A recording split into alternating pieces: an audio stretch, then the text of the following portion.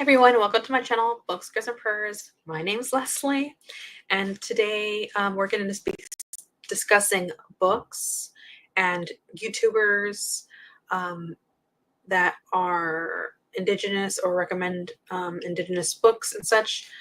I'm going to go ahead and start with Winter Counts by David Heska Wanbli Weiden. He is enrolled in the Sikangu Lakota Nation and received his MFA from the Institute of American Indian Arts. You could also just look up their name on YouTube and you're going to see plenty of interviews for their book tour when Winter Counts came out, because this happened to come out in 2020, the height of the pandemic.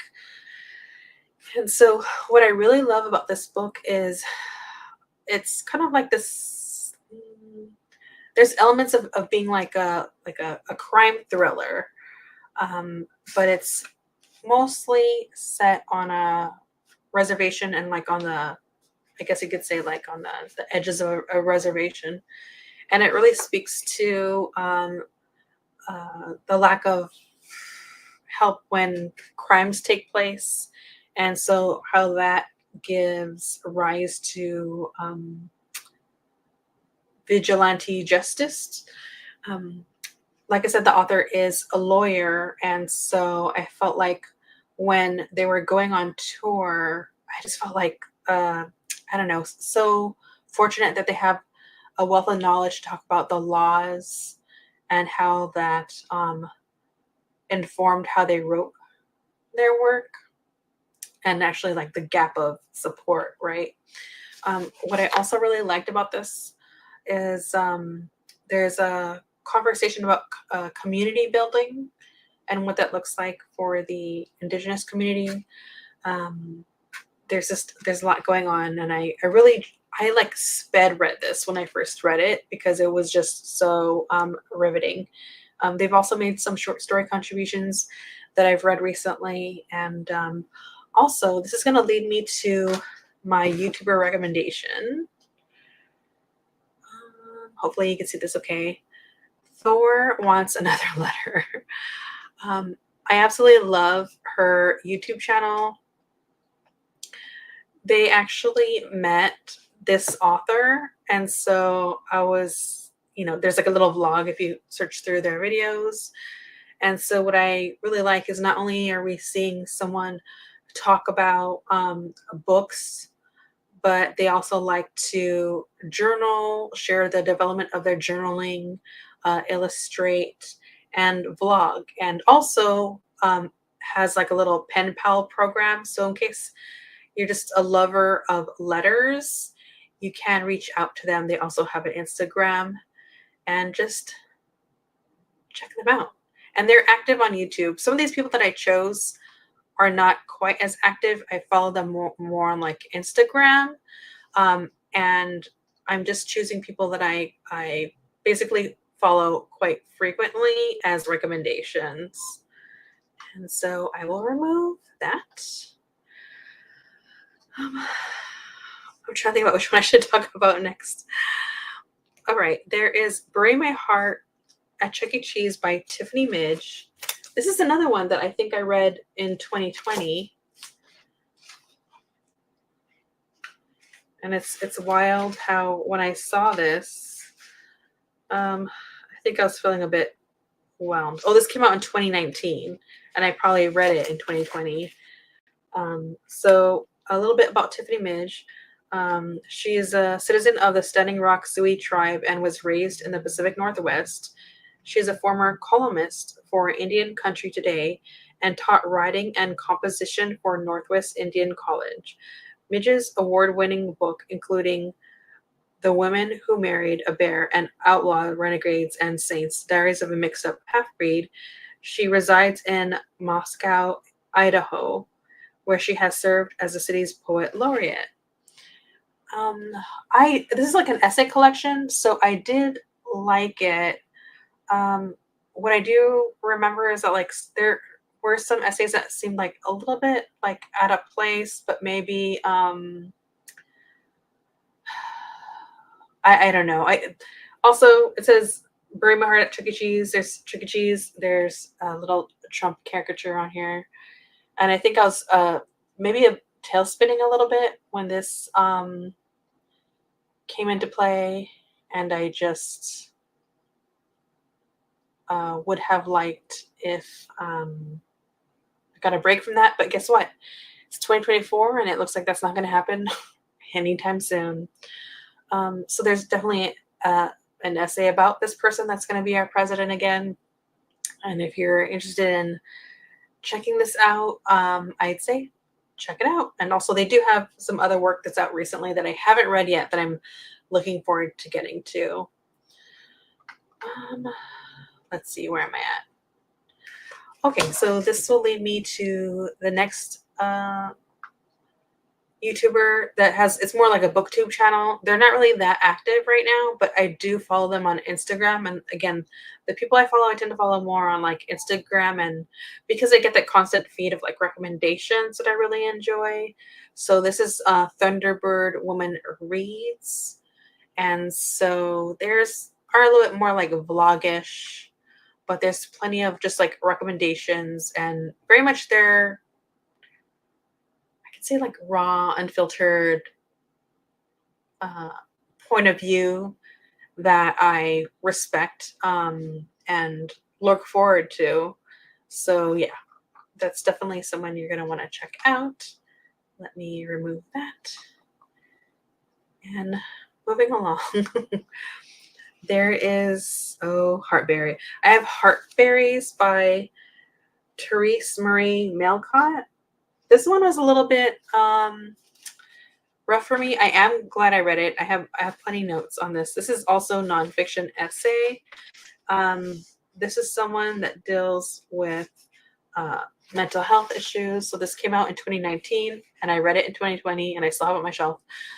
And not only is this author talking about mental health issues, but talking about like how I want to say the Western mental health medical facilities are just, they're not gelling, they're not working, especially for someone who's specifically indigenous. And this also, I feel like this speaks to like a loss of knowledge, right, over time through colonization. And that felt like some really important conversations going on. Also, how that affects how they treat other people, the toxic relationships. Yeah, there's a lot going on. And actually, I forgot to read the back. So a little bit about the author. Terese Marie Mailhot is from Seabird Island Band. She graduated with an MFA from the Institute of American Indian Arts, where she now serves as faculty. She is a, I feel like I'm getting a flashback of me not being able to say this before. Tecumseh postdoctoral fellow at Purdue University. So this also speaks to their work. Just like, I feel like they're advocating for just better mental health. I would say sensitivity in considering other people's cultures. When a person steps into like a medical facility where it's like Western medicine and they're not really catering or sensitive to people's cultural traditions. And so I appreciate, this is a lot of conversations that are going in here that I thought were really important. Let me start this new one.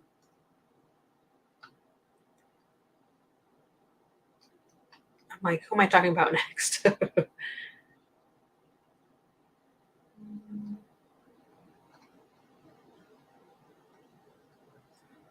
All right, I'm going to Erin's library next. She's also someone that's not really that active right now on the tube, but they are on Instagram. And they even did this whole segment where they were reading, oh my gosh, what's his name? There's a horror author that basically she was like binge reading and sharing that on YouTube, and I really appreciated that. It was Stephen Graham Jones, that's what it was. And so I thought that was really cool. I couldn't do it because I already had my bookish agenda, but that's just a lot of fun. So whether, even though I'm showing you like their YouTube, feel free to check out also their Instagram. And so there's plenty of recommendations. I'm really loving this circle, by the way. Let me see. I just realized I have more recommendations of tubers than I do books, but here we go. So the next one I talk about is not by an indigenous author, so I'm going to have 2 books on the same subject, okay? Killers of the Flower Moon, The Osage Murders and the Birth of the FBI was written by David Grann. He's a historical fiction author. His writing is riveting, but also in this book, as much as I loved it, the best way I could put it is like the book ends and then it continues. Like there's so many times where there's like a prologue. It feels like it's a prologue and then another prologue, if that makes any sense. Because what happens in Killers of the Flower Moon is just like one example of something happening in history where the effects are still here, and there's still so much that has not been uncovered about what happened to the people of Osage. This was adapted into a movie. I had some feelings about that. So I'm not going to go into that, but I really did appreciate this book. And actually, I'm going to bring up the next person.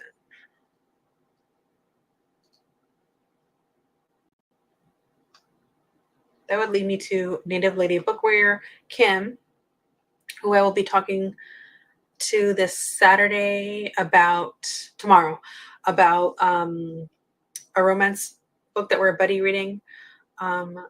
They're also not really that active on YouTube right now. I see them more active on Instagram. I did participate in their Skoden readathon a couple of years, and so it is November. If you're not sure where to start, or if you're looking at other Indigenous creators and maybe like maybe their readathon doesn't gel with you, that's okay. You could always go back and look at someone's readathon from like years ago, like Kim's, and just participate in it anyways. Even though it's 2024. But yes, there's plenty of creators out there that are doing great work and readathons focusing on Indigenous authors that you could check out. But this just happens to be one of them. And Kim just has like a really joyful spirit. They came up in my feed, I think, on YouTube first, and then I found them on Instagram, and so I still follow them there. And I just value and appreciate their opinions on literature. And with that said, I think this is also how I found out about something else I'm going to share with you in a second. Another book. It's not Killers of the Flower Moon, but Kim did read that, and that's actually why I ended up picking it up, was because of their recommendation. I don't think I had heard of it. I think that's how I found out. Let me go look.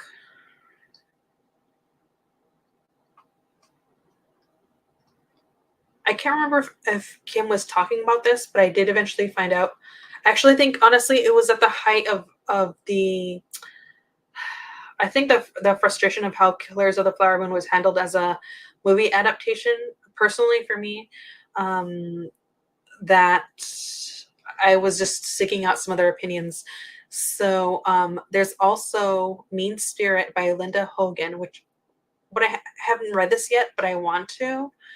And what I appreciate about this, I'll tell you a little bit about Linda Hogan, okay? Linda Hogan, Chickasaw Pulitzer finalist for their fiction of Mean Spirit. And so they're former faculty at Indian Arts Institute, writer in residence for the Chickasaw Nation, Professor Emerita from the University of Colorado, internationally recognized public reader, speaker, and writer in all genres. And so that's a little bit about the author. And so I'll read this to you. It says, a haunting epic following of Native American government official who investigates the murder of Grace Blanket, an Osage woman who was once the richest person in her territory until the greed of white men led to her death and a future of uncertainty for her family. When rivers of oil are discovered beneath the land belonging to the Osage tribe during the Oklahoma oil boom, Grace Blanket becomes the wealthiest person in the territory. Tragically, she is murdered at the hands of greedy men, leaving her daughter Nola orphaned. After the Gray Cloud family takes Nola in, they too begin dying mysteriously, though they send letters to Washington, D.C., begging for help. The family continues to slowly disappear until Native American government officials Stace Red Hawk ventures west to investigate the terrors plaguing the Osage tribe. Stace is not only able to uncover the rampant fraud, intimidation, and murder that led to the deaths of Grace Blanket and the Gray Cloud family, but also finds something truly extraordinary, a realization of his deepest self and an abundance of love and appreciation for his native people and their brave past. And so ultimately, I guess what I'm getting at is that, I don't want to go into the movie too much. I just would rather see a story from not the white lens, but maybe from an indigenous character covering this, written by an indigenous author, and that is who Linda Hogan is. And so at some point I'll be reading this. It's definitely been on my radar for a while, but as you know, my the amount of books that I read, it keeps growing and growing, but I've always clocked that book as one that I want to get back to.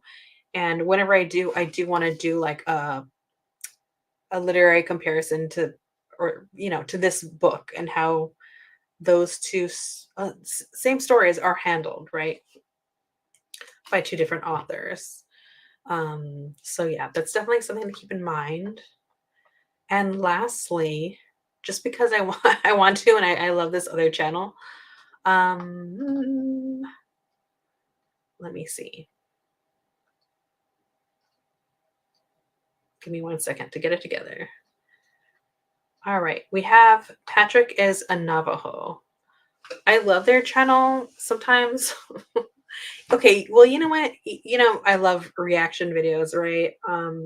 I'm like so deep lately into watching other people reacting to television or movies lately, just for that dopamine serotonin hit. And Patrick is a Navajo is one of those people that I'll watch. And they even covered Rutherford Falls, which I can't shush enough about, as far as like being upset that there was canceled. So they just, I don't know, they have a joyful spirit, and they're always talking about television or whatever is going on currently. And yeah, I just enjoy it. So that's something to check out. And I think that's the end. Is that the end? I think I've covered basically everything. I didn't want to make this like a huge exhaustive list. So you know what? If there's anyone that I did not mention that you would like to give a shout out, whether it's a book or a creator on Instagram or whatever platform that also happens to be indigenous, go ahead and start that thread in the comments. I'd really appreciate it. And I'm going to go ahead and have the details for these books and all the creators in the details in case you're interested. All right, so if you've been able to just hang on this entire time and you're still watching, thank you so much for your support. I appreciate you. If you're new here, please press subscribe. Make sure the bell is the all bell, so this will come up in your feed. Press the like button, and once again, I look forward to your contributions in the comment section. So thank you, everyone. I'll talk to you later.